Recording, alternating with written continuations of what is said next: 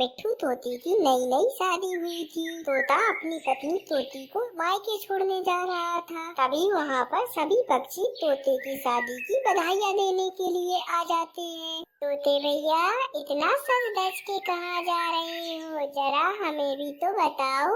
मीनू चिड़िया, मैं अपनी ससुराल जा रहा हूँ अपनी पत्नी तोती को छोड़ने। अरे तोते मेरे दोस्त, तू अकेला अकेला क्यों जा रहा है अपनी ससुराल? फिर तुझे वहाँ से अकेला आना पड़ेगा। ऐसा कर, तू मुझे भी अपने साथ ले चल। ठीक है कालू, चलो तुम भी मेरे साथ चलो। और वह तीनों ससुराल चले जाते हैं, जहाँ मिट्टू तोते की सास अपनी बेटी का इंतजार कर रही थी। आ गई मेरी बेटी और दामाद, मैं कब से तुम लोगों का इंतजार कर रही थी, आने में बड़ी देर कर दी। अरे सासू माँ, आ तो मैं पहले ही जाता, पर मैं इस कालू कौवे की वजह से लेट हो गया। पर कोई बात नहीं, अब तो मैं आ गया।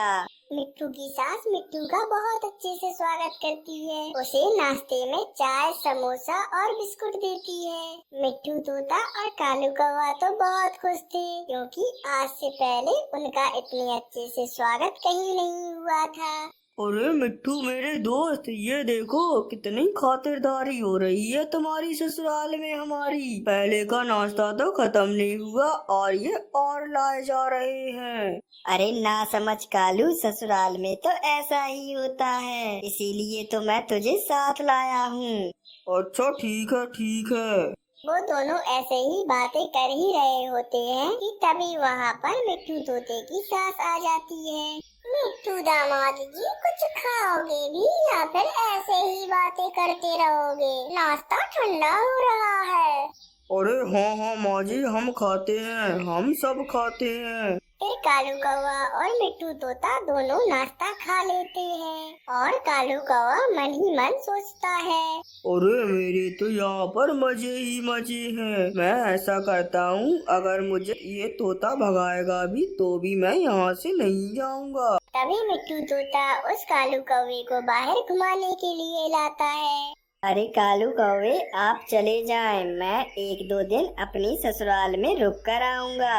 अरे लेकिन मिट्टू मेरे दोस्त, तुम मुझे जाने के लिए क्यों कह रहे हो? मुझे भी कोई काम नहीं है, मैं भी यहीं रुक जाता हूँ। ये लो दामाद जी, मैं तुम दोनों के लिए दूध और जलेबी लाई हूँ। फिर वह चारों दूध जलेबी खाकर सो जाते हैं। फिर सुबह होने पर मिट्टू तोते की सास उन दोनों से कहती है, मिट्टू दामाद जी, आप नदी में जाकर नहा लें, मैं तब तक आप लोगों के लिए नाश्ता बनाती हूँ। अरे बेटी, दामाद जी और उनके दोस्त की खातिरदारी में कोई कमी ना रह जाए, आप उनसे पूछ लेती। मम्मी, आपने 20 तरह के पकवान तो बना दिए हैं, मुझे नहीं लगता कि कहीं कोई कमी भी होगी। ठीक है बेटी, आप उन दोनों का खाना बाहर लगा दें, क्योंकि उन्हें घर के अंदर गर्मी लग सकती है। इस तरीके से कालू कौवे की तो मिट्टू तोते की ससुराल में खूब खातिरदारी होती है, जिसे देखकर कालू कौवा अब अपने घर ना जाने की ठान लेता है। अब तो महीने 2 महीने यहीं ठाट से रहूंगा, यहाँ जैसी सुविधा और कहाँ मिलेगी। और वैसे भी मिट्टू की सास तो मुझे जाने के लिए बोलेगी ही नहीं। अरे ये कालू तो घर जाने का नाम ही नहीं ले रहा, मुझे लगता है अब मुझे ही पूछना पड़ेगा। अरे तोते भाई, तुम क्या सोच रहे हो? लाओ मुझे एक बर्फी का टुकड़ा लाओ। अरे कालू, घर कब चलोगे? क्या तोते, तुम्हारा मन नहीं लग रहा है अपनी ससुराल में, जो जाने का पूछ रही हो? अरे कालू, मन तो मेरा खूब लग रहा है, परंतु मैं अपनी पत्नी को छोड़ने के लिए आया था, मैंने सोचा तुम्हें याद दिला दूं। अरे मुझे सब याद है भाई, जब मेरा मन जाने को करेगा तब मैं आपको बता दूंगा। मम्मी, ये कालू तो चलने का नाम ही नहीं ले रहा। हाँ दामाद जी, कह तो नहीं सकती हूँ, क्योंकि वो इस घर के इकलौते दामाद का दोस्त जो है, परंतु अब उसे अपने मन से जाना चाहिए। आस पड़ोस वाले भी मुंह बनाकर देखते हैं। अरे मम्मी, मैंने तो कई बार कहा, पर वो कालू है जो मानता ही नहीं है मेरी बात। फिर वो तीनों ऐसे ही बात करते हुए कालू को भेजने की योजना बनाते हैं। अरे ये लो बेटा, भोजन खा लो। अरे ये क्या माँ जी, आज तुमने सब्जी नहीं बनाई, सिर्फ मिर्ची बनाई है। हाँ बेटे, आज सिर्फ मिर्ची बनाई है। तुम खेत जाकर सब्जी तोड़ लाना, फिर मैं सब्जी बना दूंगी। अरे क्या आप अपने दामाद के दोस्त से काम करवाओगी? अरे क्या करूं बेटे, काम करवाने का तो मन मेरा भी नहीं है, परंतु आज मेरे पंख में दर्द हो रहा है। अरे ठीक है माँ जी, आज मैं सब्जी ले आता हूँ। ऐसा कहकर कालू कौवा सब्जी तोड़ने के लिए चला जाता है और ताजी ताजी सब्जियां तोड़ लेता है। ये लो माँ जी, मैं ताजी ताजी गोभी ले आया। अब इस गोभी के मुझे पकौड़े बना दो। अरे कालू, माँ जी के पंख में बहुत दर्द है, इसलिए हम दोनों उन्हें लेकर रंगीन डॉक्टर के पास जा रहे हैं। अरे मिट्टू भाई, पर मुझे बहुत भूख लगी है, मेरे लिए पहले पकौड़े बनवा दो, फिर चले जाना। अरे दामाद जी जल्दी चलो, मेरे पंख का दर्द बढ़ता ही जा रहा है, मुझे बहुत तकलीफ हो रही है, जल्दी से मुझे डॉक्टर के पास ले चलो। अरे देखा कालू, माँ जी के पंख में कितना दर्द है और तुम्हें पकौड़े खाने की पड़ी है। अरे हम तो चले माँ जी को दवाई दिलाने के लिए, तुम खुद से ही पकौड़े बनाकर खा लेना।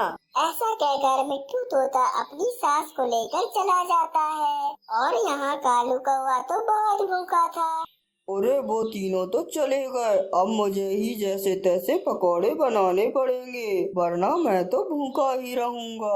दामाद जी, कालू बेटे को पकौड़े बनाना आता है कि नहीं, कहीं वो इस नाटक की वजह से भूखे ही ना रह जाएं। अरे नहीं माँ जी, आप चिंता मत करो, कालू को खाना बनाना तो आता ही होगा, वो अपना पेट तो भर ही लेगा। मिट्टू तोता, उसकी सास और उसकी पत्नी ये सब जानबूझकर कर रही थी ताकि कालू कौवा अपने घर चला जाए। अरे कालू, देखो माँ जी के पंख में कितना सारा पैसा लग गया है और अब तो तुम भी हम लोगों के परिवार के सदस्य हो, तो तुम कुछ पैसों का सहारा दो।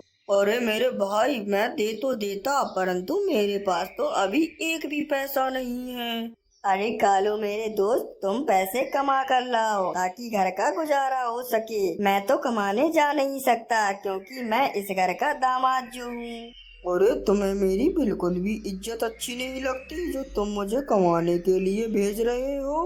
कालू बेटे, आप कोई मेहमान नहीं है और पुराना मेहमान तो गधे बराबर होता है, अब थोड़ी बहुत जिम्मेदारी तो उठानी ही पड़ेगी। तोते की सासू माँ की ये बात सुनकर कालू कौवा तो सोच में पड़ जाता है और तुरंत ही मिट्टू तोते के पास जाता है। अरे तोते भाई, मैं अपने घर जा रहा हूँ, कृपया कर मुझे आज्ञा दें, क्योंकि अब मुझे अपने जंगल की याद आ रही है।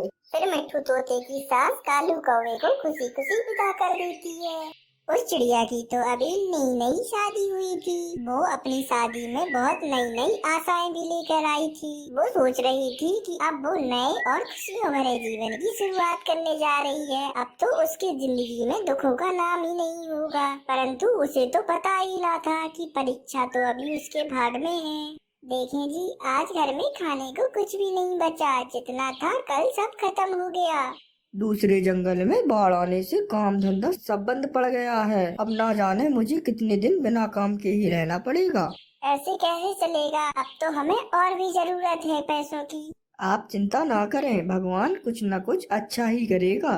और ऐसे ही कुछ दिन और कुछ रातें गुजर जाती हैं। अभी अचानक से उनके घर पर दस्तक होती है। रुको, मैं देखता हूँ। जी बोले, क्या काम है आपको, किससे मिलना है?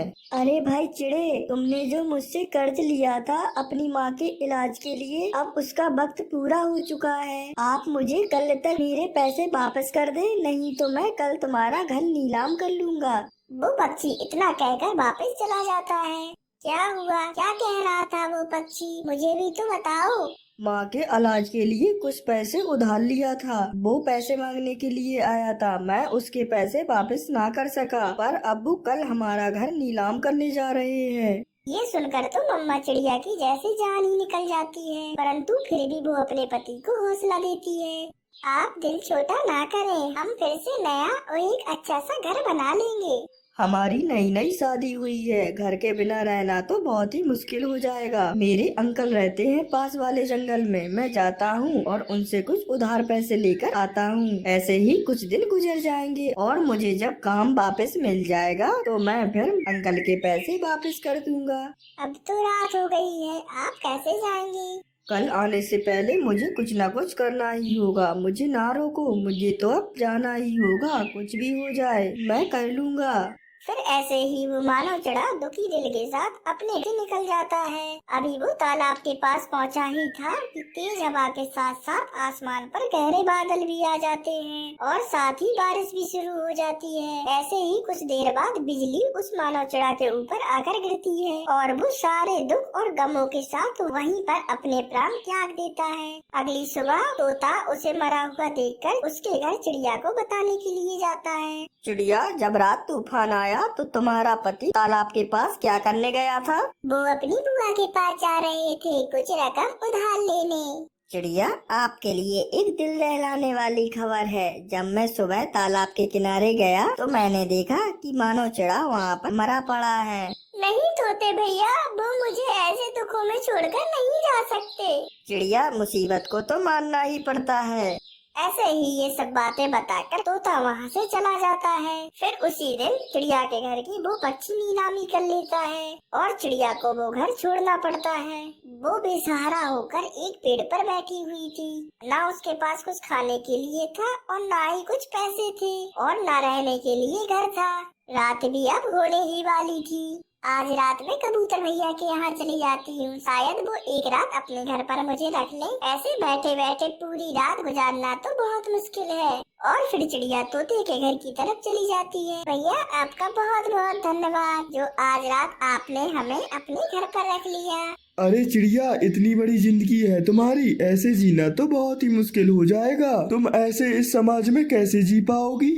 मैं कोई न कोई काम करना चाहती हूँ जिससे मैं अपना नया घर बना सकूँ और मैं अच्छी और सच्ची पक्षी बन सकूँ। अगर आप सच में काम करना चाहती हो तो मैं आपके काम करने में आपकी मदद करूँगा। मेरे एक दोस्त की दूसरे जंगल में चूड़ियों की दुकान है। मैं अपने कजन से आपके लिए कुछ चूड़ियाँ ले दूंगा और फिर उन्हें बेचकर पैसे वापस कर देना। ऐसे आपको कुछ मुनाफा भी हो जाएगा। ये सुनकर तो वो चिड़िया बहुत ही खुश हो जाती है। कबूतर भैया आपका बहुत बहुत धन्यवाद, मैं ये काम बहुत मेहनत से करूँगी। अगली सुबह कबूतर उस चिड़िया को लेकर अपने दोस्त की दुकान पर जाता है। लालू, ये मेरे दोस्त की पत्नी है। मेरा दोस्त मर गया है। मेरे दोस्त को किसी का कर्ज देना था और उनने फिर उसका घर नीलाम कर दिया। अरे बहुत दुखी है ये चिड़िया। मैं कोई काम करना चाहती थी और फिर कबूतर भैया आपके पास ले आए मुझे। आप ये कुछ चूड़ियाँ ले जाए, आप इन्हें बेचकर इनका मुनाफा अपने पास रख लेना और दाम मुझे वापस करके और चूड़ियाँ ले जाना। और ऐसे ही आप जितनी ज्यादा चूड़ियाँ बेचोगी उतना ही ज्यादा मुनाफा होगा आपको। आप देखना मैं ये काम बहुत अच्छे से करूँगी। अरे चिड़िया, आप ये चूड़ियाँ ले और वापस चली जाए। मुझे यहाँ पर कुछ काम है, मैं तो कल वापस आऊँगा। फिर ऐसे ही चिड़िया वहाँ से कुछ चूड़ियाँ लेकर वापस चल देती है। वो पूरे जंगल में घूमती है। चिड़िया बहन रुकना, जरा मुझे भी तो दिखाओ कैसी है ये चूड़ियाँ।